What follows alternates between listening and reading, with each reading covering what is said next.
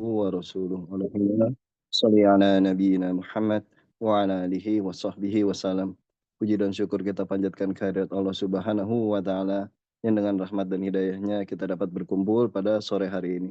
Salawat beserta salam semoga selalu tercurahkan kepada Nabi kita Muhammad sallallahu alaihi wasallam serta seluruh keluarga beliau, sahabat beliau dan orang-orang yang meniti jalan beliau hingga akhir zaman.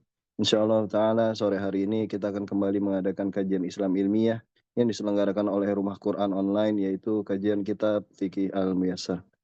Alhamdulillah sore hari ini kita akan melanjutkan dengan tema pengantar ilmu fikih yang insya Allah akan dibimbing langsung oleh Al-Ustadz Andrianto Syamsuddin LC Hafizahullah Ta'ala. Kepada Al-Ustadz dipersilakan untuk memulai kajian. Jazakallah khair, Ustaz Ibnu Hadi, barakallahu fikum. Waalaikumsalam. Bismillah, Assalamualaikum warahmatullahi wabarakatuh.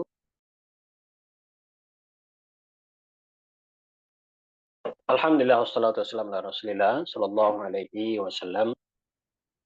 Alhamdulillah, bersyukur kepada Allah subhanahu wa ta'ala atas segala limpahan rahmat karunia-Nya kepada kita, terutama nikmat iman, nikmat Islam, dan nikmat kita bisa menuntut ilmu agama, dimudahkan jalan kita untuk mencari ilmu, karena ini adalah di antara jalan kebaikan, jihad fisabilillah, kata Nabi sallallahu alaihi wasallam, salaka tariqan yaltamisu fihi ilman sahalallahu lahu tariqan ilal jannah. Siapa yang menempuh jalan untuk menuntut ilmu, mencari ilmu, maka Allah mudahkan baginya jalan menuju surganya. Baik, dan insyaallah pada sore ini melanjutkan kajian kita dalam kitab Fikih Muyassar, yang mana alhamdulillah kita sudah memulainya dari sebelum Ramadan kemarin. Dan alhamdulillah selama Ramadan kita ada beberapa pertemuan, dan ini pertemuan pertama kita setelah Ramadan, yang mana sebelumnya kita sudah menyelesaikan satu pembahasan dari kitab fikih, yaitu bab toharoh, yaitu pembahasan yang berkaitan dengan bersuci. Dan setelahnya kita akan masuk ke dalam bab berikutnya, bab yang utama dalam ilmu fikih, yaitu kitabus shalah, yaitu bab atau pembahasan atau kitab yang berkaitan dengan sholat, ya.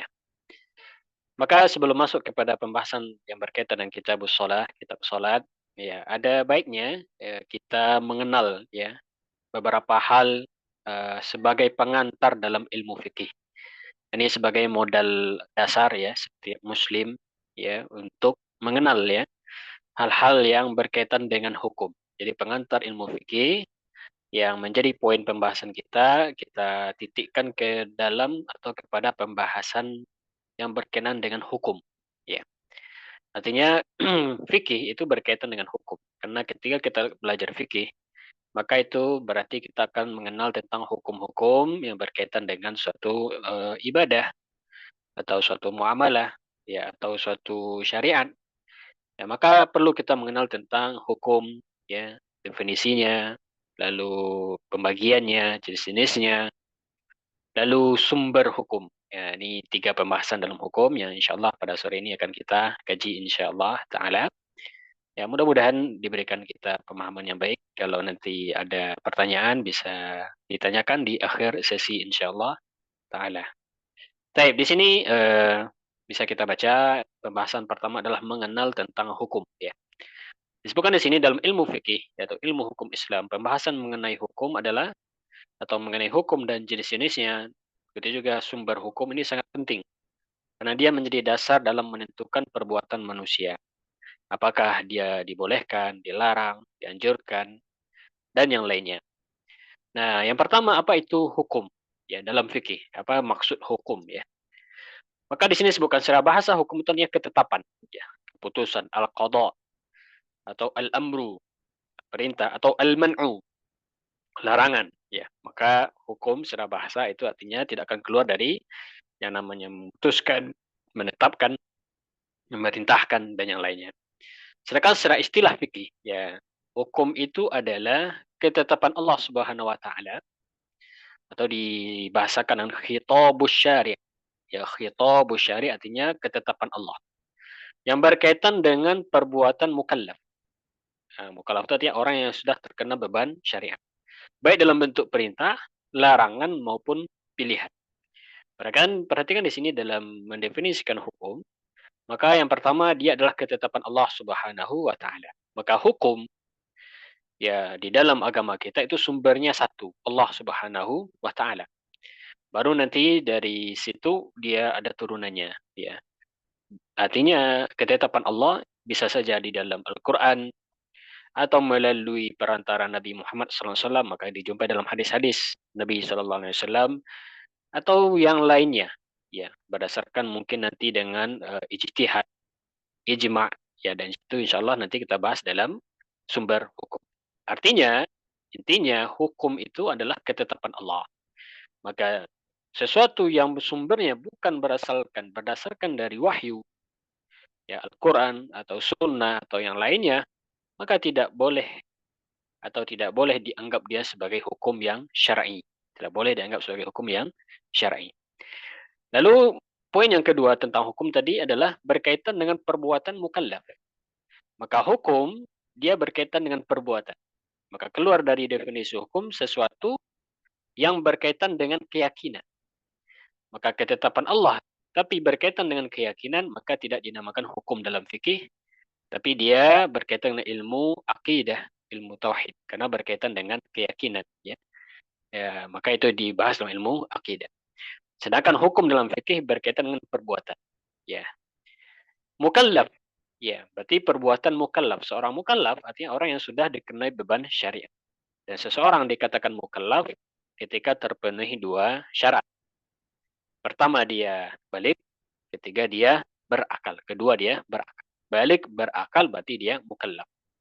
Ya, maka seseorang ketika sudah sampai atau terpenuhi dua syarat ini, maka dia sudah dikenakan beban hukum di dalam agama kita. Baik, ketetapan Allah itu bisa dalam bentuk perintah. Maka nanti di sini akan masuk di sana adalah wajib dan sunnah. Karena wajib maupun sunnah itu sama-sama dalam bentuk perintah. Atau larangan. Jadi ketetapan Allah bisa dalam bentuk perintah atau larangan. Maka larangan berarti termasuk di dalamnya haram atau makruh. Karena keduanya sama-sama dilarang. Atau pilihan, maka termasuk dalam hal ini adalah mubah. Hukum mubah, maka dia juga dinamakan hukum di dalam syariat. Baik, inilah definisi hukum. Makanya seperti ini kita dapati bahwasanya ketika kita berbicara tentang fikih, maka pembahasan kita berkenaan dengan perbuatan mukallaf. Perbuatan seorang muslim yang harus dia kerjakan, atau yang disunnahkan dikerjakan, atau yang dilarang untuk dikerjakan, dan yang selainnya. Yang kedua berkaitan dengan hukum adalah jenis-jenis hukum di dalam agama kita. Maka di sini disebutkan hukum fikih dibagi menjadi dua garis besar. Pertama ada namanya hukum taklif, hukum taklifi. Hukum taklifi adalah hukum berkaitan dengan beban hukum atau dengan perbuatan, ya, atau dengan objeknya, ya, objek perbuatan, ya. Maka di sini disebutkan hukum taklif adalah hukum yang berkaitan langsung dengan perintah dan larangan kepada mukallaf. Hukum taklifi ada 5 macam, inilah yang selama ini kita kenal, ya. Ada 5. Pertama ada namanya wajib. Apa itu wajib? Bahasa lainnya fardu. Dia adalah sesuatu yang harus dilakukan, ya. Kalau bahasa fikihnya atau bahasa usul fikihnya, ma talaba syari'u fi'lahu talaban jazim. Sesuatu yang diperintahkan oleh pembuat syariat untuk dikerjakan dan perintahnya adalah jazim. Jazim artinya mesti, harus. Ya, yusabu fa'iluhu imtithal. Diganjar pahala orang yang mengerjakannya kalau memang imtithal. Dia kerjakan memang ada niat, ya, berharap pahala dari Allah. Wa yastahiqqul iqab tarikuhu. Dan orang yang meninggalkannya dia berhak mendapat hukuman. Ini makna atau definisi dari wajib. Ya, apa contoh wajib? Banyak sekali contoh wajib. Di sini sebutkan sholat 5 waktu, puasa Ramadan, ya, birrul walidain, dan yang lain-lainnya, membayar zakat. Yang kedua, hukum taklifi adalah sunnah, atau nama lainnya mandub, atau nama lainnya mustahab. Ya, apa itu sunnah? Sesuatu yang dianjurkan. Bedanya antara wajib dengan sunnah. Kalau wajib, perintahnya harus, laziman. Kalau mandub, dia disuruh tapi tidak jazim. Artinya tidak mesti. Dia masuk ke bab anjuran. Artinya jika dikerjakan dia berhak dapat pahala, jika ditinggalkan dia la yastahiqul iqab. Tidak berhak mendapat dosa karena dia sunnah. Ya, berarti bedanya dengan wajib, antara wajib dengan sunnah adalah dari sisi meninggalkan. Kalau wajib tidak boleh ditinggalkan, sunnah boleh ditinggalkan, tidak ada dosa. Sebagai contoh di sini disebutkan sholat duha, ya puasa Senin Kamis, puasa Syawal, 6 hari bulan Syawal dan yang lainnya. Yang ketiga, yang termasuk hukum taklifi adalah haram. Artinya satu yang dilarang keras, ya. Ma talaba syari'u tarkahu, sesuatu yang diperintahkan oleh syariat untuk ditinggalkan. Talaban jaziman, perintahnya harus. Kalau dia kerjakan berdosa, jika dia tinggalkan imtithalan, maka dia dapat pahala. Ya, maka ini haram. Ya, contohnya mencuri, berzina, minum khamar dan yang lainnya, nah itu haram. Hukum taklifi yang keempat makruh. Ya. Apa itu makruh? Sesuatu yang dilarang di dalam syariat. Dibenci oleh syariat, tapi dia larangannya tidak keras. Artinya kalau dia kerjakan, dia tidak berdosa. Ya, tidak berdosa dia jika dilakukan. Tapi kalau dia tinggalkan, tentu dia berhak mendapat pahala dari Allah Subhanahu wa taala. Di sini sebutkan contoh makruh, sesuatu yang umum. Sebagai contoh adalah makan bawang mentah sebelum sholat berjamaah. Ya, karena ada larangannya di dalam hadis Nabi Sallallahu Alaihi Wasallam. Ya, siapa yang memakan man akala thauman atau basolan, kan bawang merah, bawang putih mentah, wala yaqrabanna musallana, maka janganlah dia mendekati tempat sholat kami. Ya, sampai dia yakin artinya tidak mengganggu dengan baunya orang-orang yang sekitarnya. Ini namanya makruh. Dan yang kelima, hukum taklifi mubah. Nah, mubah itu artinya takhir. Dia boleh dikerjakan, boleh ditinggalkan tanpa ada pahala atau dosa secara hukum asal. Dia pilihan. Contohnya makan, minum, ya selama dia halal dan tidak berlebihan, maka dia dikatakan mubah. Ya, safar contohnya, ya sesuatu yang mubah. Ya, dan hal-hal yang berkaitan dengan hukum-hukum yang tidak ada perintah atau tidak ada larangan yang jazim. Baik, 5 hukum inilah yang menjadi produk fikih. Maka suatu amalan, ketika kita membahas suatu amalan, ya ibadah misalnya, maka tidak keluar dari 5 hukum taklif ini. Kalau jadi dia hukumnya wajib, kalau jadi dia dihukumi sunnah, atau dihukumi mubah, atau haram, atau makruh, nah maka kita sudah bisa memahami masing-masing dari makna hukum ini ketika disebutkan. Yang kedua, yang termasuk hukum di dalam fikih ada namanya hukum wad'i. Pertama hukum taklifi itu 5, ada namanya hukum wad'i. Hukum wad'i ini adalah berkaitan dengan sebab, syarat dan penghalang. Bahasa mudahnya hukum wad'i ini dia adalah sesuatu yang menjelaskan kondisi suatu hukum dia bisa berlaku dan dianggap. Maka hukum wad'i ini dia berkenan dengan sah atau tidak sah. Itu namanya hukum wad'i.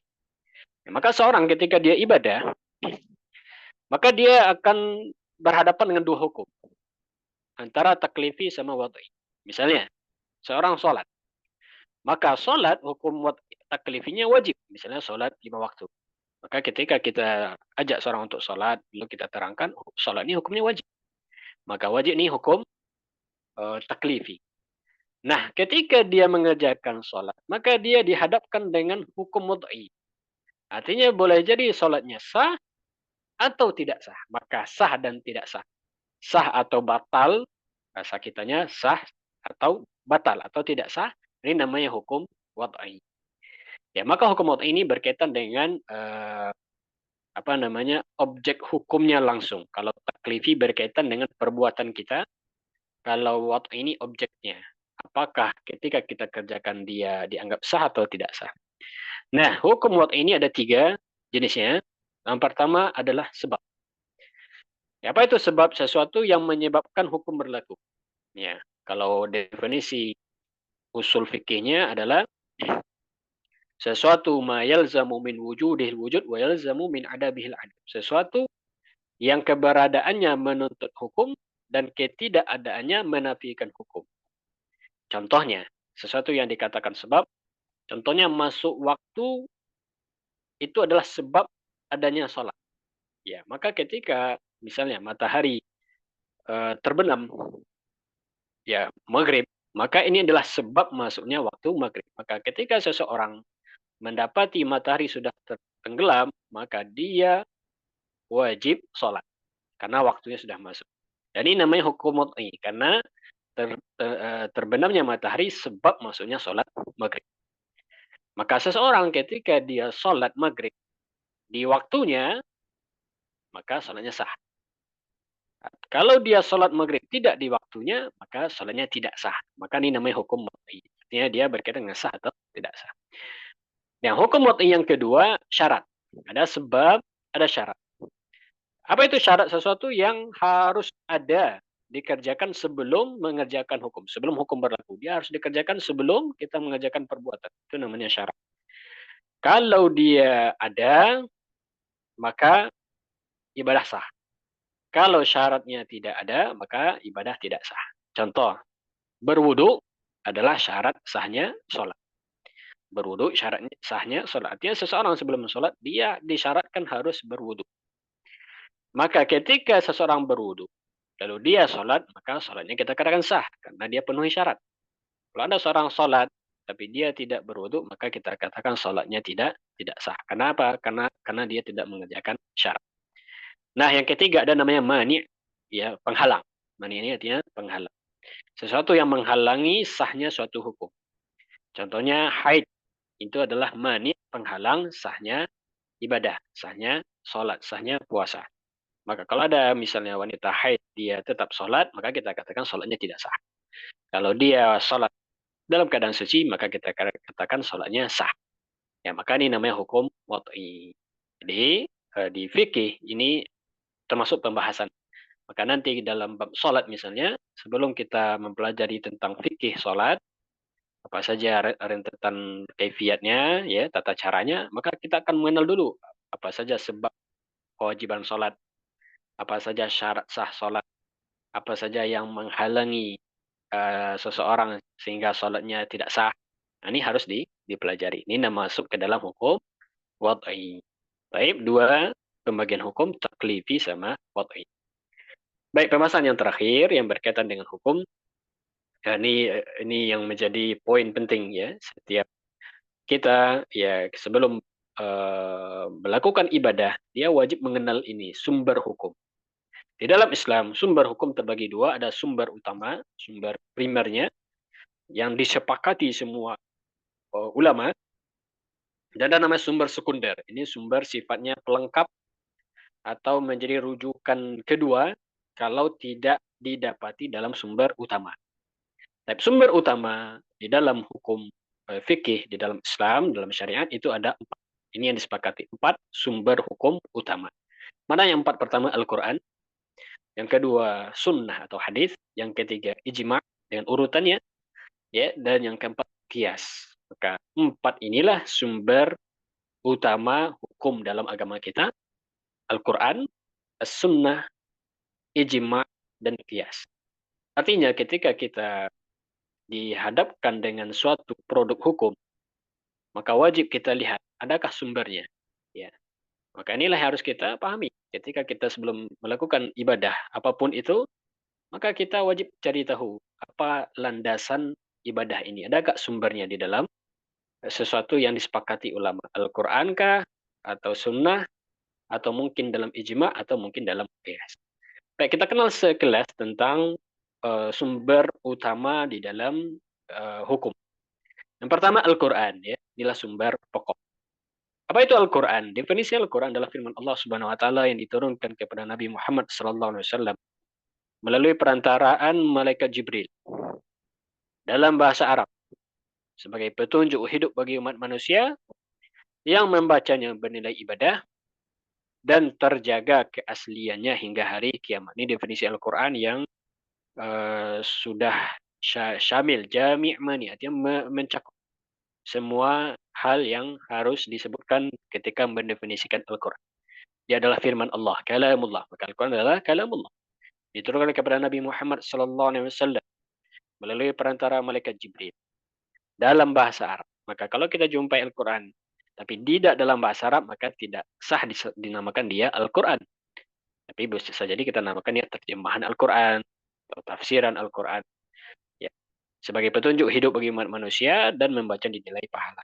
Di dalam fikih Islam, Al-Quran merupakan sumber hukum yang paling utama dan tertinggi. Semua hukum dalam Islam bersumber pertama kali dari Al-Quran. Karena dia adalah wahyu langsung dari Allah Subhanahu wa Ta'ala. Maka inilah sumber pokok yang menjadikan landasan utama dalam fikih. Maka ketika para ulama kita membahas sebuah hukum, mencari hukum suatu ibadah, mereka pertama mencarinya adalah dalam Al-Quran.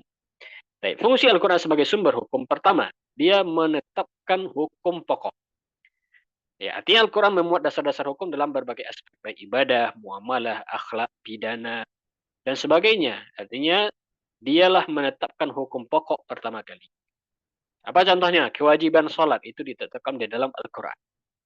Ya, yaitu firman Allah Subhanahu wa taala dalam banyak ayat, ya wa aqimus shalah. Allah katakan, tegakkanlah, dirikanlah sholat. Maka dari ayat ini menjadi landasan asal tentang wajib sholat. Maka kalau ada orang bertanya, sholat itu wajib, mana landasan hukumnya? Al-Quran. Itu firman Allah Al-Baqarah ayat 43. Apa contoh yang lain? Yang menjadi menetapkan hukum pokok dalam Al-Quran, yaitu larangan mencuri misalnya. Seorang tidak boleh mencuri, ditetapkan dalam Al-Quran. Tentang surah Al-Ma'idah ayat 38. Allah berfirman, As-sariku was-sariqatu faqta'u aydiyahuma. Pencuri laki-laki, pencuri perempuan, potonglah tangan keduanya. Ya, dan banyak dalam Al-Quran ya yang menetapkan hukum pokok. Kewajiban zakat. Allah berfirman, wa atuz zakah. Ya, tunaikanlah zakat. Ya, birrul walidain. Allah mengatakan, wa wassaynal insana biwalidayhi husna. Kami wasiatkan kepada manusia untuk berbuat baik kepada kedua orang tua. Ini Allah menetapkan dalam Al-Quran. Puasa, Allah mengatakan, kutiba alaikumusiyam. Diwajibkan atas kalian berpuasa. Maka landasan hukum yang menjadi sumber pokoknya di antara adalah Al-Quran. Yang kedua, fungsi Al-Quran sebagai sumber hukum, dia menjadi rujukan utama. Artinya ketika terjadi perbedaan atau muncul persoalan yang baru, maka umat Islam harus merujuk terlebih dahulu kepada Al-Quran. Dia menjadi rujukan utama ketika terjadi pertikaian.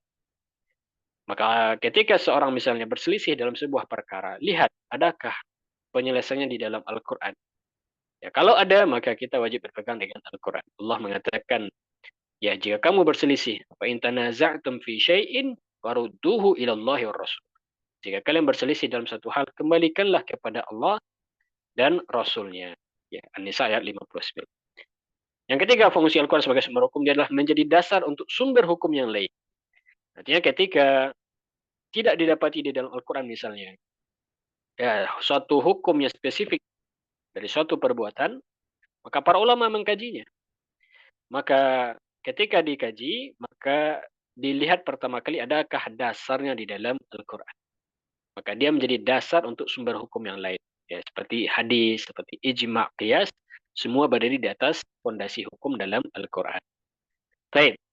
Berikutnya di sini sebutkan macam-macam hukum dalam Al-Quran. Ini sebagai contoh, ya hukum ibadah. Ya, maka dalam Quran seperti hukum sholat, puasa, zakat, haji itu ada dalam Al-Quran. Hukum muamalah, di antaranya yang disebutkan dalam Al-Quran adalah seperti jual beli, hutang piutang, warisan, itu disebutkan dalam Al-Quran. Termasuk pernikahan, termasuk masalah iddah, dan yang lainnya, itu disebutkan di dalam Al-Quran. Ya, hukum jinayah pidana, seperti hukum kisos, ada dalam Al-Quran. Seperti hukum hudud, ya, batasan-batasan atau panduan-panduan di dalam menghukum suatu jinayah atau pidana. Itu disebutkan dalam Al-Quran. Ya, di antara seperti hudud masalah minum khamar atau had orang berzina yang dia gairu muhsad. Itu ada dalam Al-Quran. Baik, berikutnya seperti hukum keluarga. Ya, itu disebutkan banyak dalam Al-Quran seperti nikah, ya, masalah talak, masalah nafkah, ada dalam Al-Quran, masalah mahar, masalah iddah. Tadi yang kita sebutkan, hukum zihar, ya itu ada dalam Al-Quran. Di antara yang disebutkan dalam Al-Quran, ya ada hukum sosial dan politik seperti hukum berkaitan keadilan, musyawarah, kepemimpinan. Nah, maka ini harus dikembalikan kepada asasnya yaitu Al-Quran. Seseorang ketika dia melakukan suatu ibadah kah, muamalah kah, ya atau menetapkan suatu hukumkah, maka yang pertama dilihat adalah adakah di dalam Al-Quran penetapannya. Baik, karakteristik hukum dalam Al-Quran. Pertama, dia universal dan abadi. Artinya hukum dalam Al-Quran itu berlaku sepanjang zaman. Tidak ada batasan, tidak ada waktu tertentu. Maka batillah orang yang mengatakan misalnya hukum atau produk Al-Quran sudah tidak relevan lagi dengan zaman sekarang. Tidak, hukum Al-Quran universal dan abadi. Atau ada orang mengatakan hukum dalam Al-Quran itu hanya berlaku untuk kaum tertentu saja, atau kabilah tertentu saja, atau negara tertentu saja, maka ini juga batil. Ya, karena Al-Quran diturunkan untuk semua umat manusia. Yang kedua, bersifat umum dan global. Ya, terkadang dia umum dan global, seperti masalah sholat misalnya, maka di dalam Al-Quran disebutkan secara global. Ya, dia menetapkan hukum asal kewajiban sholat. Dan misalnya Al-Quran menyebutkan tentang waktu-waktu sholat. Tapi rinciannya itu dijelaskan oleh hadis Nabi SAW atau ijtihadnya para ulama setelah. Di antara karakteristik hukum Al-Quran, dia menjunjung keadilan dan rahmat. Artinya Al-Quran sebagai sumber hukum, maka dia tidak memberatkan. Dan ini langsung Allah nyatakan di dalam banyak ayat dalam Al-Quran. Allah katakan, la yukallifullahu nafsan illa wus'aha. Allah tidak membebani di luar kemampuan manusia. Atau firman Allah Subhanahu wa taala, yuridullahu bikumul yusra wa la yuridu bikumul usra. Allah inginkan untuk kalian keringanan, Allah tidak inginkan beban dan memberatkan kalian. Maka inilah karakteristik hukum dalam Al-Quran. Maka satu hal yang wajib kita imani, yakini, ya syariat Islam ini adalah syariat yang mudah.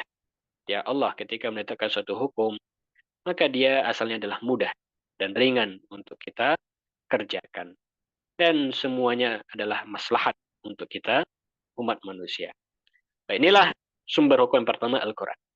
Sumber hukum yang kedua di dalam ilmu fikih atau ilmu syariat adalah as-sunnah atau hadis Nabi SAW. Apa itu hadis? Secara bahasa dia adalah ucapan atau berita. Secara istilah, hadis itu adalah ketetapan atau segala sesuatu yang berasal dari Nabi Muhammad SAW dalam 4 bentuk. Pertama, berjadi dalam bentuk qaul, qauliyah, perkataan ucapan. Apa contohnya? Banyak contohnya. Contohnya hadis Nabi SAW, langsung Nabi yang ucapkan, innamal a'malu binniyat. Sungguhnya amal itu tergantung niatnya. Atau hadis Nabi, sallu kama ra'aitumuni usalli. Salatlah kalian sebagaimana kalian melakukan salat. Ini namanya hadis qauli, berkata. Di antara bentuk hadis adalah fi'li, perbuatan. Artinya para sahabat menceritakan apa yang mereka lihat dari perbuatan Nabi. Nah, ini namanya hadis fi'liyah. Contohnya misalnya para sahabat menceritakan, menggambarkan tentang cara wuduknya Nabi. Atau cara sholatnya Nabi. Atau cara hajinya Nabi. Maka ini namanya hadis fi'li. Atau bagaimana adab yang dikerjakan, dilakukan Nabi SAW ketika beliau duduk. Ya, ketika beliau makan. Nah, ini namanya hadis fi'li. Dan di antara bentuk hadis adalah ikrar, takrir. Ya, takririah, persetujuan. Artinya Nabi SAW ketika di hadapannya suatu peristiwa, Nabi diam saja. Maka diamnya Nabi ini dianggap hadis. Namanya hadis takriri. Karena ketika Nabi mendiamkan, itu bermakna berarti Nabi membenarkan, menyetujui suatu perbuatan tersebut. Ini namanya hadis takriri, ya, persetujuan Nabi SAW. Dan yang keempat bentuk hadis adalah hadis sifat. Ya, artinya dia menceritakan tentang ya sifat karakteristik Nabi Muhammad SAW, baik khalqiyah, artinya rupa Nabi, atau khuluqiyah, atau akhlak. Ya, misalnya hadis yang menceritakan tentang tinggi Nabi misalnya, atau sifat rambut Nabi, atau baju pakaian Nabi. Ya, maka ini namanya hadis khalqiyah. Kalau khuluqiyah misalnya bagaimana akhlaknya Nabi ketika bersama keluarganya, ketika bersama sahabatnya, maka ini namanya hadis yang menerangkan tentang sifat. Baik, bagaimana kedudukan hadis sebagai sumber hukum? Hadis adalah sumber hukum kedua dalam Islam setelah Al-Quran. Artinya jika suatu hukum tidak ditemukan secara jelas dalam Al-Quran, maka rujukan selanjutnya adalah hadis Nabi Muhammad Sallallahu Alaihi Wasallam. Ini ijma' para ulama. Tidak boleh seseorang misalnya hanya beramal dengan apa yang disebutkan dalam Al-Quran, lalu dia mengingkari hadis. Ya, maka ini masuk kepada kelompok ingkarus sunnah. Maka ini batil. Malah bisa jatuh kepada kekafiran. Karena kalau hanya beramal dengan Al-Quran misalnya, maka Al-Quran sifatnya global. Ya, seseorang tidak bisa sholat dengan baik kalau hanya misalnya mengambil dalam Al-Quran saja. Karena Al-Quran tidak merincikan tentang tata cara sholat, tata cara wudhu, berzakat, dan yang lainnya. Maka bagaimana cara kita merujuknya kembali kepada sunnah di Nabi Shallallahu Alaihi Wasallam. Maka ini adalah perintah Allah Subhanahu Wa Taala. Allah katakan, "Wa ma atakumur rasulu fakhudhu." Apa yang dibawa oleh Nabi Muhammad SAW, Rasul, maka ambillah. Wa ma nahakum anhu fantahu. Maka apa yang dilarang, tinggalkanlah.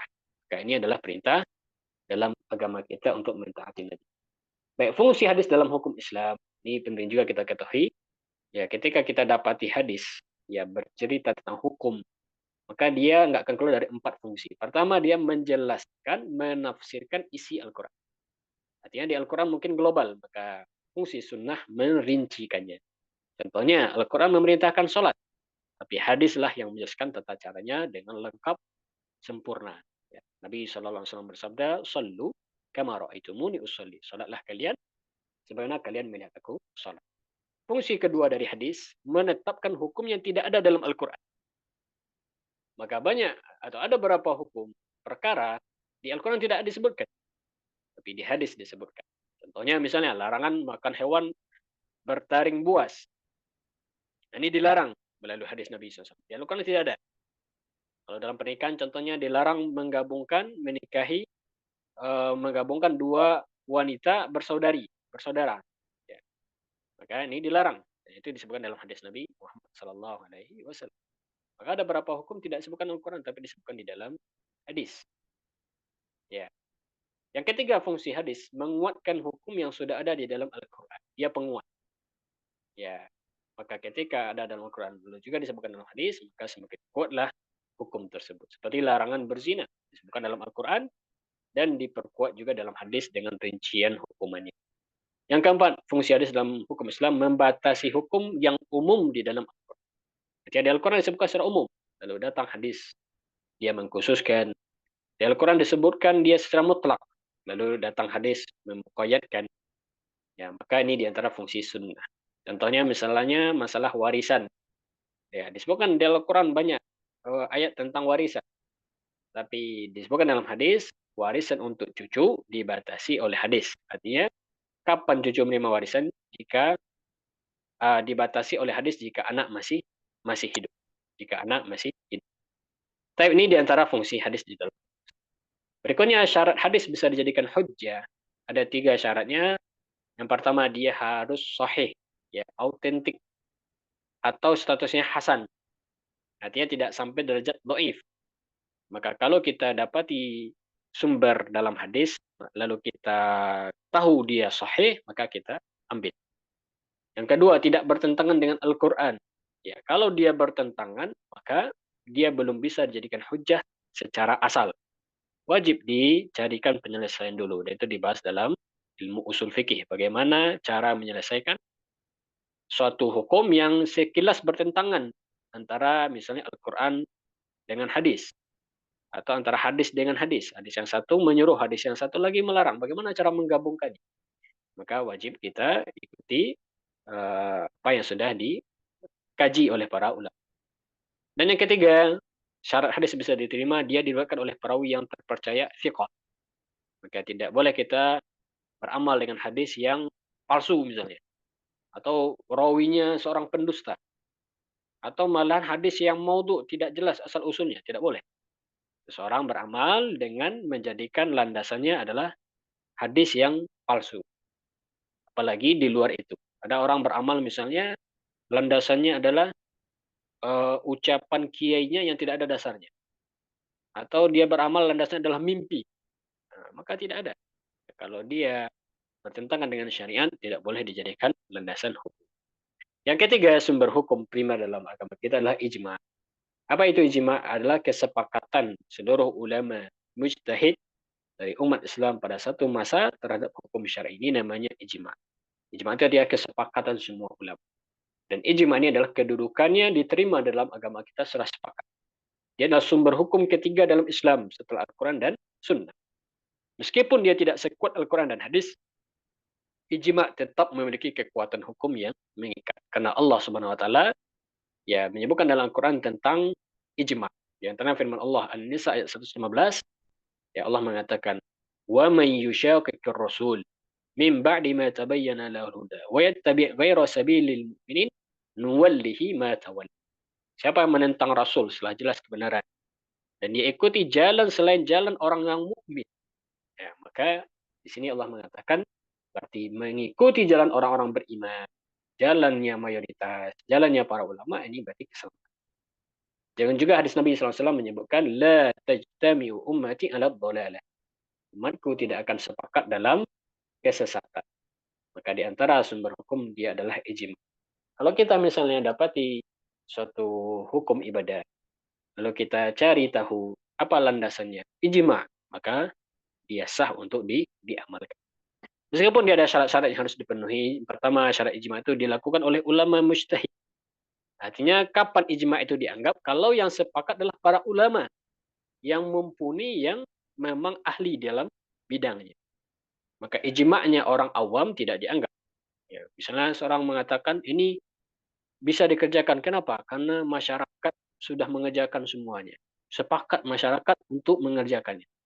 Maka kita lihat masyarakat di sini apakah awamnya atau ulamanya. Ya, kalau ulamanya maka diterima. Yang kedua, dia dilakukan pada satu masa tertentu. Misalnya masa sahabat atau masa tabi'in atau di masa kontemporer zaman sekarang. Maka perkara ijma ini dia akan berlanjut terus, ada terus. Karena permasalahan selalu muncul yang baru yang tidak ada di zaman sebelumnya muncul di zaman kita. Maka ijma boleh jadi ada pada suatu masa tertentu. Ya, apalagi perkara-perkara yang memang tidak ada landasan dalam Al-Qur'an. Secara asal, maka para ulama membahasnya dan bersepakat dalam hal tertentu. Yang ketiga harus ada kesepakatan bulat ijma qat'i, bukan mayoritas. Artinya kalau ada salah satu saja dari ulama yang tidak setuju, maka dia belum dianggap ijma. Yang keempat, menyepakati hukum syar'i yang berdasarkan dalil. Ya, ijma itu harus punya landasan dalil meskipun secara global. Ya, maka ini syarat ijma. Dan ijma ada dua macam, ada ijma sharih, terang-terangan, artinya semua ulama memang menyebutkan dan menyetujui akan suatu hukum tertentu. Maka ini namanya ijma sharih. Ada namanya ijma sukuti, artinya sebagian ulama menyatakan, sebagian yang lain mendiamkan, tidak membantah, tidak mengingkari. Maka ini dinamakan ijma sukuti. Baik antara ijma sharih dan ijma sukuti, maka dia bisa diamalkan insyaallah taala. Fungsi dan peran ijma dalam hukum Islam, dia menguatkan, menegaskan hukum yang sudah ada dalam Al-Qur'an. Dia menyelesaikan persoalan yang baru muncul yang tidak ada di zaman sebelumnya. Dia menjaga kesatuan umat. Nah, ini di antara fungsi ijma. Maka sebelum kita beramal, misalnya melakukan suatu ibadah, maka kita lihat adakah ijma para ulama dalam bab ini. Kalau ada, maka tenang kita untuk beramal.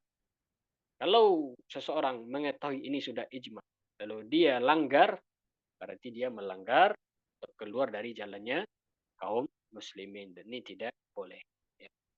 Type hukum yang keempat, yang terakhir dari hukum utama dalam syariat fikih adalah qiyas. Ya, qiyas artinya adalah menetapkan suatu hukum yang baru yang tidak disebutkan secara rinci dalam Al-Quran atau Sunnah. Artinya secara sederhana qiyas adalah membandingkan suatu masalah yang sudah ada hukumnya dalam Al-Quran atau Sunnah dengan masalah baru yang memiliki kesamaan dalam illah, dalam alasan hukum. Itu namanya qiyas. Ya. Proses qiyas dilakukan dengan membandingkan dua hal yang memiliki kesamaan. Yang pertama al-aslu, jadi hukum asalnya ada nih di dalam Al-Quran atau dalam hadis. Masalah yang sudah ada hukumnya dalam Al-Quran atau hadis. Lalu al-far'u, masalah yang baru yang tidak ada hukumnya dalam Al-Quran dan hadis. Dan dia memiliki illat. Artinya illatnya sama. Faktor penyebab atau alasan yang menjadi dasar mengapa hukum berlaku pada asal itu juga terdapat pada hukum atau pada hukum yang baru tadi. Ya, sebagai contoh. Ya, contohnya struktur qiyas, ya, al-aslu, al-far'u, al-illat. Misalnya khamar itu sudah disebutkan dalam Al-Quran, dalam hadis tentang hukum khamar. Ya, khamar haram. Ya, Allah mengharamkan khamar. Kata firman Allah Subhanahu wa taala, "Innamal khamru wal maisiru wal ansab rijsun min amali syaitan." Dan juga hadis Nabi sallallahu alaihi wasallam, "Kullu muskirin khamar. Muskirin khamar wa kullu khamrin haram." Setiap yang memabukkan itu khamar dan setiap khamar haram. Maka khamar itu ada hukumnya dalam Al-Qur'an, yaitu diharamkan. Lalu ada masalah far'unya, masalah baru yang dihadapi yang tidak ada dalam Al-Qur'an atau hadis. Misalnya masalah alkohol atau minuman yang memabukkan, termasuk masalah tua, termasuk ganja, narkoba, dan yang selainnya, maka dia dikiaskan kepada khamar. Kenapa? Karena dia memiliki illat yang sama. Apa illatnya? Dasar hukumnya yang digunakan untuk menghukumi hukum asal, yaitu khamar, sama dengan illat yang ada pada hukum yang baru. Nah, contoh lain dari kias adalah masalah misalnya membayar zakat fitrah dengan beras. Itu tidak ada di dalam hukum asal. Dalam Al-Quran atau hadis, zakat dengan beras tidak ada. Karena yang ada di dalam hadis disebutkan hanyalah kurma, gandum misalnya, ya, dan yang lainnya, anggur, tapi beras tidak ada. Maka para ulama mengkiaskan beras dengan gandum misalnya. Kenapa? Karena ilatnya sama, sama-sama menjadi bahan makanan. Maka boleh seseorang memberikan zakatnya dengan beras. Ya, karena ilatnya sama. Ini namanya kias. Dan kedudukan kias dalam hukum Islam, dia berada di posisi yang keempat setelah ijma.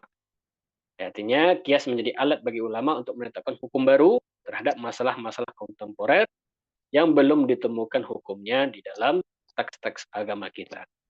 Baik, penggunaan kias digunakan dalam beberapa kasus. Seperti misalnya menangani masalah yang tidak ada teks hukumnya di dalam Al-Quran. Ya, di antara penggunaan kias mengatasi perubahan zaman dan situasi yang berkembang terus, di mana masalah baru muncul yang tidak dijelaskan secara Al-Quran, maka bisa digunakan kias. Memberikan solusi terhadap masalah sosial, ekonomi, kemanusiaan yang terus berkembang, maka bisa dia dikerjakan dengan kias. Tapi kelebihan kias, dia fleksibel, artinya dia bisa berkembang, ya, dan dia luas, menetapkan hukum bagi masalah baru yang tidak dijelaskan dalam teks agama. Yang kedua, dia menghubungkan hukum Islam dengan konteks zaman, ya. Dengan kias, hukum Islam tetap relevan di setiap zaman. Dan yang ketiga, menghindari kekosongan hukum. Ya, karena kalau kita hanya berlandaskan dengan dalil-dalil yang sore, tekstual, maka betapa banyak perbuatan atau sesuatu yang baru yang tidak bisa kita hukumi.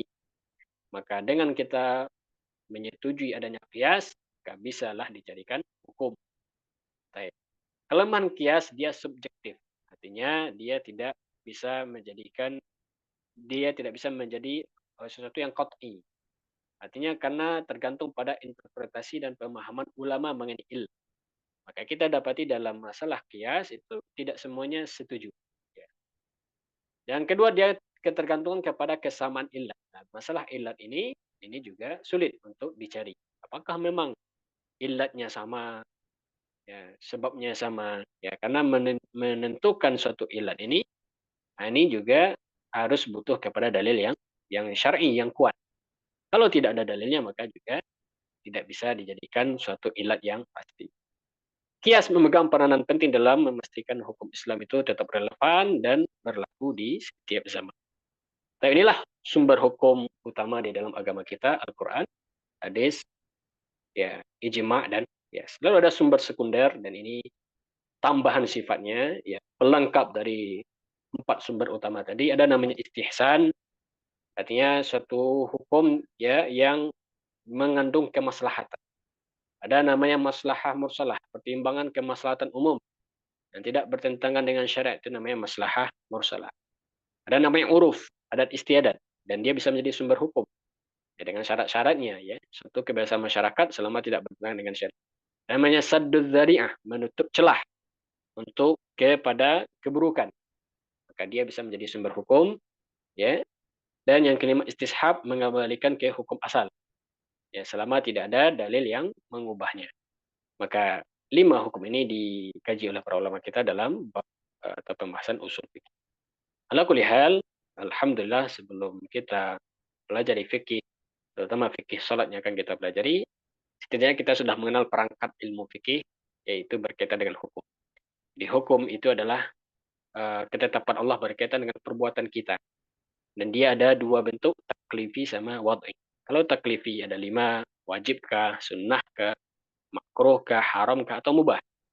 Kalau wad'i itu dia sah atau tidak sah. Ya, maka kalau dia ingin sah harus terpenuhi syarat, harus ada sebab, dan harus terhindar dari penghalang. Itu namanya hukum. Lalu sumber hukum. Ya, maka kalau kita mempelajari fikih pasti akan disebutkan sumbernya mana. Adakah di dalam Al-Quran atau dalam hadis Nabi atau ijma atau qiyas. Ya, kalau didapati suatu hukum ibadah bersumber dari yang empat ini, maka dia diterima dan diamalkan, ya sepakat para ulama. Baik, barakallahu fikum, jazakumullah khairan. Inilah pelajaran kita pada sore ini. Semoga beri manfaat untuk kita bersama. Barakallahu fikum. Ada pertanyaan? Silakan. Alhamdulillah. Syukron jazakallah khairan kepada Ustadz Andri. Banyak faedah ilmu baru yang didapatkan pada kajian pada hari ini. Dipersilakan kepada Bapak dan Ibu peserta kajian yang ingin bertanya untuk langsung raise hand atau bisa ketik tulisannya di chat. Ada di chat masuk hukum makan jengkol ya. Apakah dia makruh? Iya, Nah, kalau dia artinya ketika dia dapati setelah makan jengkol itu, dia dapati memang mendatangkan bau mulut, yang mana bau ini bisa mengganggu orang, maka dia makruh. Ya, makruh. Makruhnya bukan makannya, tapi masuk ke masjidnya ya, masuk ke masjid. Makan jengkolnya apakah makruh? Tidak. Nah, ini juga perlu dipahami karena banyak orang salah memahami. Apa hukum makan jengkol makruh katanya? Apa hukum makan durian makruh? Kenapa? Karena mendatangkan bau. Enggak, dia makruh kapan? Kalau kita masuk ke masjid dengan membawa bau yang tidak sedap. Ya, sama dengan makan bawang. Ya, apa hukum makan bawang? Boleh. Tapi ya, jangan langsung masuk masjid dan kita masuk ke rumah Allah tidak membawa bau-bau yang tidak sedap seperti itu. Ya, karena pada kita tidak katakan makruh karena dia halal. Allah halalkan. Halallahu lakumut thayyibat. Allah halalkan untuk kalian yang uhilla lakumut thayyibat. Allah halalkan yang baik-baik. Dan segala hukum asal dari buah atau dari makanan, hukum asalnya adalah halal. Selagi tidak ada yang dalil khusus yang mengharam. Baik, barakallahu fiik. Silakan. Barakallahu fiik atas jawabannya. Silakan pada Akfaal yang ingin bertanya. Halo Ustaz, Assalamualaikum warahmatullahi wabarakatuh. Waalaikumsalam warahmatullahi Izin bertanya Ustaz, terkait dengan tadi ada beberapa sumber kan dari Quran, Sunnah, wabarakatuh. Ijma dan Qiyas mengenai ijma Ustaz. Nah, ijma siapa yang menentukan bahwasanya ini udah ijma gitu Ustaz? Maksudnya Iya. misalnya kan kadang kita sering dalam kajian misalnya, kemudian Ustaz bisa menyampaikan ijma ulama gitu ya. Ijma ulama bla bla bla hukumnya sekian gitu. Nah, uh, apa statement ijma ini, ijma ulama setelah ijma itu ada di mana Ustaz? Gitu. Nah, Terima kasih. saya Mumtaz. Itu pertanyaannya Ustaz, jazakallah. Ya, pertanyaan yang bagus ya. Artinya klaim ijma ini dari mana bisa kita jumpai?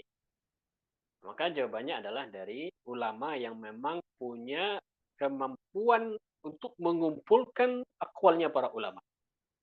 Mereka lah yang berhak mengklaim ini ijma atau tidak. Jadi yang bisa mengklaim ini ijma juga ulama juga. Ulama mujtahid juga. Dan tentu mereka mengatakan ini ijma bukan sembarangan.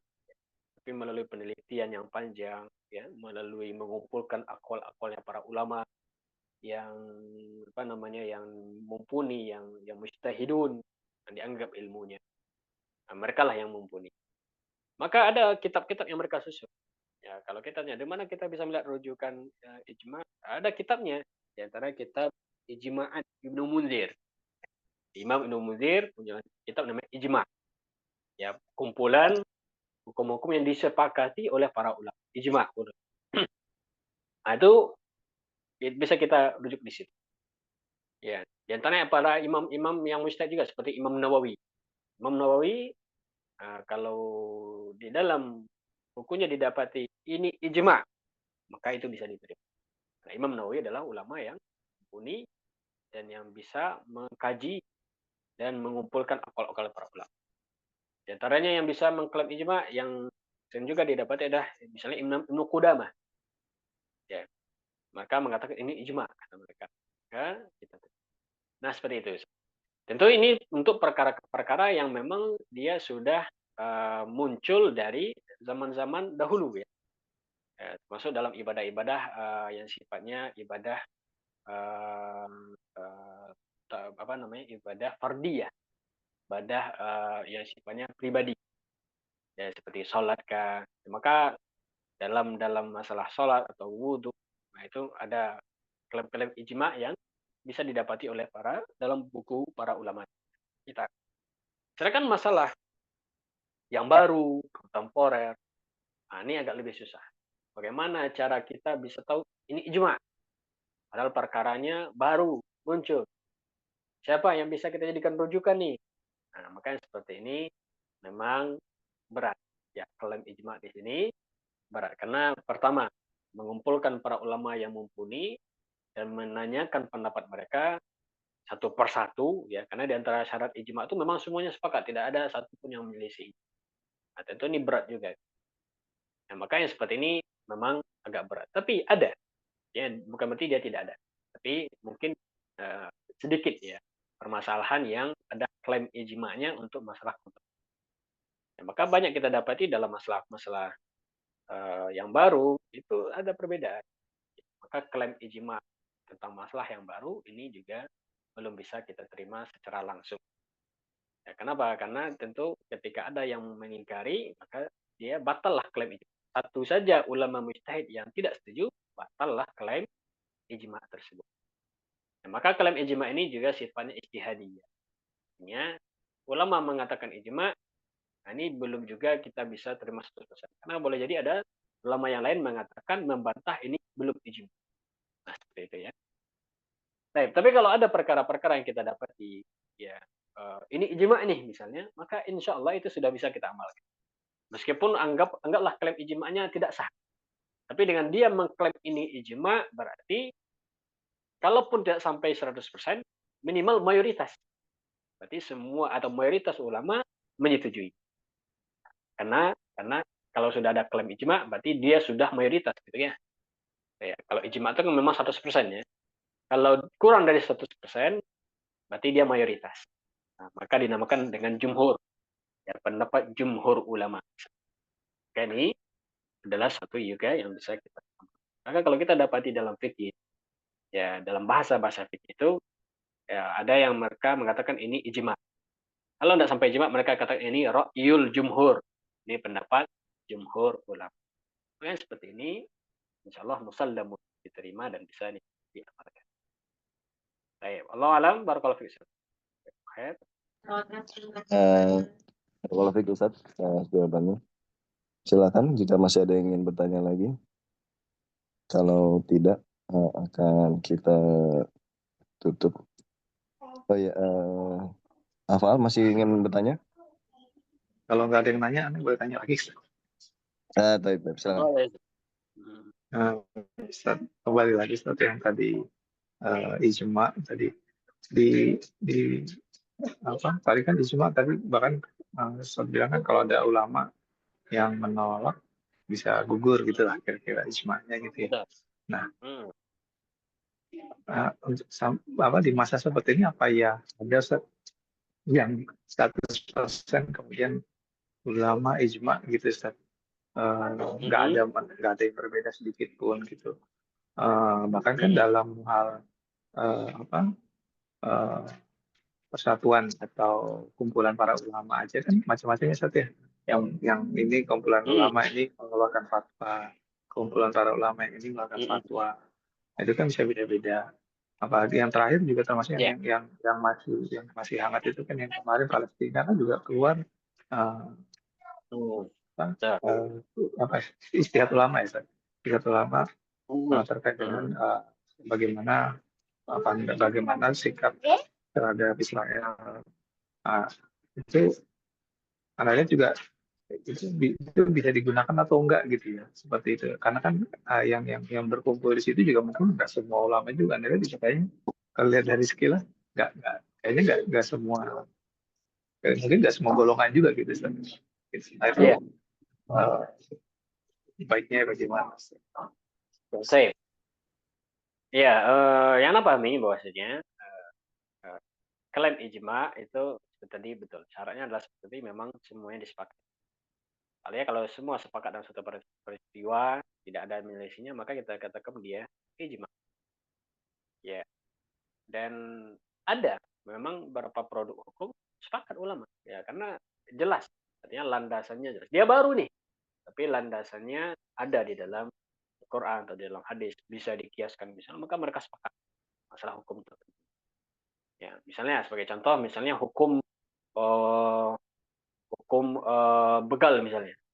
Ya, begal ini apakah dia masuk kepada pencurian hingga dia dikenakan had sariqah misalnya, sepakat mereka begal itu masuk kepada pencurian yang dikenakan had. Ya, itu klaim ijma juga di kontemporer yang bisa kita katakan ini sepakat masalah misalnya sebagai contoh nih dalam sholat misalnya, sepakat ulama gerakan dalam sholat yang memang ada hajat tidak membatalkan. Sebagai contoh misalnya mematikan handphone. Kita sholat, handphone kita bunyi. Lalu kita matikan. Kan kita gerakan tuh ya. Apakah sholat kita sah? Sah. Ini ijma. Ijma ulama kontemporer sah ya. Karena dia ada hajat. Nah, ini seperti ini. Dan banyak perkara-perkara yang mengklaim ijma tapi ternyata ada yang melisih. Maka tidak kita katakan ijma. Sebagai contoh misalnya masalah bunga bank. Bunga bank itu banyak mengklaim ijma. Tapi kalau kita telisik lagi, ada memang sebagian yang mereka merincikan, sehingga tidak mereka katakan tidak semuanya itu haram, riba. Ya, seperti itu. Atau masalah misalnya membeli emas online, ya, itu kan apakah dia masuk ribawi, ya, tidak tunai kan? Nah, ya dan biadin sebagaimana dalam letak hadis. Maka kita dapati ini tidak bisa dikatakan ijma. Ya, kenapa? Karena ada sebagian yang ulama yang mengatakan dia tidak sama. Nah, gitu ya. Nah, ini seperti itu. Maksud contoh-contoh kasus yang banyak, yang besar, ya. Ya, maka dia selagi belum sepakat tidak sah dikatakan ijma. Berarti dia apa? Berarti dia di bawah ijma. Dia masih dalam tahap fatwa. Maka ada namanya fatwa. Bedanya fatwa, kalau fatwa itu dia tidak mengikat. Ya. Dia tidak mengikat, artinya harus dikerjakan. Karena fatwa itu dia ranahnya adalah semacam gambaran atau semacam arahan, itu fatwa. Ya, tapi kalau udah sampai tahap ijma, maka dia bisa menjadi sumber hukum landasan. Nah, itu bedanya ya. Maka seperti permasalahan-permasalahan di kontemporer yang tadi, ya maka kita katakan dia masuk ke ranah fatwa. Artinya ulama ini menfatwakan ini. Sekelompok ulama ini menfatwakan seperti itu. Dia masuk ke ranah fatwa. Ya, seperti itu ya. Ya. Dan kalau ada yang berbeda, maka kita lihat landasannya. Jadi ini juga perlu juga kita ketahui, tidak semua yang menyelisih ijma itu dia membatalkan konsensus. Ya. Jadi kalau ada kata-kata ini sudah ijma, lalu ada yang mengatakan, oh tidak, ada satu ulama yang membantahnya. Lalu dilihat apa landasannya. Ternyata landasannya tidak kuat. Maka yang seperti ini tidak mempengaruhi status ijma-nya. Status ijma. Ya, kenapa? Karena dia landasannya lemah atau landasannya tidak berlandaskan dengan dalil yang syar'i seperti itu. Atau landasannya karena hawa nafsu saja, maka tidak bisa dia menggugat status ijma. Baik, jadi kesimpulannya ijma ini adalah landasan hukum dan dia adalah tempatannya ketiga setelah Al-Quran. Al-Quran, Sunnah. Maka untuk menentukan sampai ke tahap ijma ini butuh kepada kesepakatan yang lengkap dan butuh kepada tahap yang panjang. Kalaupun tidak sampai ke tahap ijma, ya maka dia minimal sampai ke tahap pendapat mayoritas, jumhur, atau fatwa. Yang semua itu bisa kita kaji. Landasannya seperti apa, ya, dan yang menyelisih landasan juga seperti apa. Baik. Allah alam, barakallahu fikum. Ya, Alhamdulillah, bisa semoga bisa dipahami oleh hafal yang bertanya. Alhamdulillah, barakallahu fiik Ustadz atas jawabannya. Waktu sudah menunjukkan 5:14. Mungkin boleh kita tutup, Ustadz. Tafadhal ya, Ustaz. Alhamdulillah, jazakumullah khairan, barakallahu fikum pada Al-Ustadz Andrianto Syamsuddin LC Hafizahullah Ta'ala yang telah menyempatkan waktu untuk memberikan faedah ilmu syar'i kepada kita semua. Semoga Allah menjaga dan menambah berkah ilmu Ustadz dan menjadi amal jariah berkesinambungan bagi Ustadz. Amin. Dan kepada para peserta yang telah berpartisipasi dalam kajian sore hari ini, kami ucapkan jazakumullah khairan, barakallahu fikum. Semoga ilmu yang didapatkan mengangkat kejahilan kita dan dapat diamalkan dan menjadi pemberat timbangan kebaikan di hari perhitungan kelak. Amin. Kami mohon maaf atas segala kekurangan dan khilafan. Kita tutup kajian sore hari ini dengan doa kafaratul majelis. Subhanakallahumma wa bihamdika asyhadu an la ilaha illa anta astaghfiruka wa atubu ilaik. Naguna di Abu Naila izin undur diri. Assalamualaikum warahmatullahi wabarakatuh. Waalaikumsalam warahmatullahi wabarakatuh. Insyaallah warahmatullahi wabarakatuh. Barakallahu